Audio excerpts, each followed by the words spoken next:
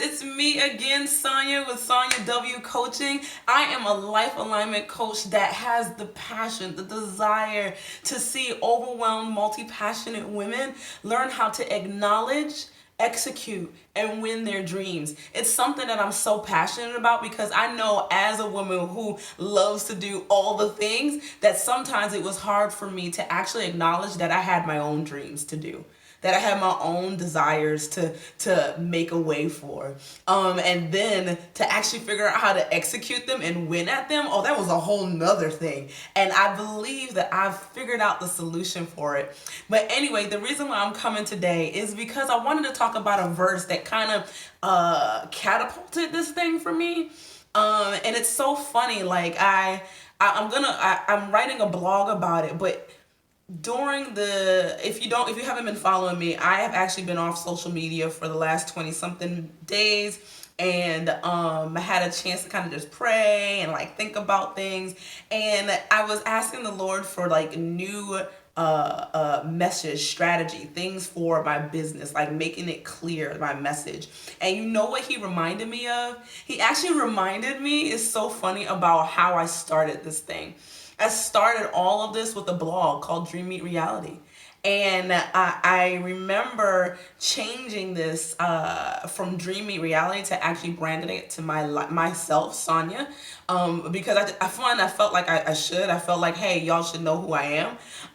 But then I started to move away from it. And in these last couple of days, the Lord was reminding me, like, all of this works together. Like, I didn't give you these verses. I didn't give you these ideas to shun them, to get rid of them and just, brand to your name. No, I gave them to you because they're a part of the things or the thing that I've called you to do. And I want to talk a little bit about it. And I'll probably continue to just talk more about it. You're going to see more of my, I guess, first love, my study of the word through what I do, because I'm realizing that that's really what transformed my life, to be quite honest. So anyway, I am reading from I actually love this Bible. This is the She Loves Truth Bible. She reads Truth Bible. That's what it's called. But anyway, this is in the CSB version, and the verse that I'm going to be talking about is Proverbs 13:12. And in this version, it says hope delayed. And I love other versions. Some other versions say hope deferred, but hope delayed makes the heart sick, but desire fulfilled is the tree of life. Other versions say dreams deferred make the heart sick. And that's kind of really where I got the idea of dream meet reality. I realized that when we have dreams that are unfulfilled, we truly are not living life, right? Like, just thinking about even me starting this whole thing, this blog, this business, this life coaching thing. Like, I remember having the idea, but being too afraid to do it. And feeling horrible that I didn't do it. Feeling horrible that I waited so long. Feeling horrible that I kept doing all these other good things. And they're all things in my life that I thought I was called to do. And I think I still was called to do them at the time. But I was doing them avoiding the thing that I wanted to do. And even though I had joy, even though I was running with like all the gusto, all the things, I still had that pang in my heart, like there's more that I wanted to do. But then that second half of the verse, but desire fulfilled is the tree of life. And I just, man, when your desire, when your dreams are fulfilled, think about it. Think about you growing up and you wanted like this doll or those tennis shoes or some toy or something like that, and you have been begging your parents for it. You're like, parents, I want this. This is the specific thing that I want. And your parent actually got you the knockoff. How did that make you feel? You kind of felt your heart just, right? Or think about when they actually got you the exact thing that you wanted. You were full of life. You were just excited. That's what that verse means. It basically is really saying that when your dreams are fulfilled, when your desire is fulfilled, you literally have the tree of life, just life coming out of you. You are joyous. You are excited. And you know what? Even reading that verse, it reminded me of another verse in Revelations 22. I was like, tree of life, tree of life. I've heard that before. And I wanted to read the verse. Let's see if I can find it quickly. It says that, verse 2, down the middle of the city's main street, the tree of life was on each side of the river, bearing 12 kinds of fruit, producing its fruit every month. The leaves of the tree are for healing the nations, and there will no longer be any curse. And then there's other places in the Bible where they talk about that tree of life, how it continues to grow, how its leaves don't wither, how it continues to bear fruit to help others, right? So just thinking about those dreams and those desires of your life, those things in your heart that you want to see happen, when you actually get them done, when you actually have that desire come to pass, you're going to be the tree of life. You're going to bear fruit and give people life where they're struggling.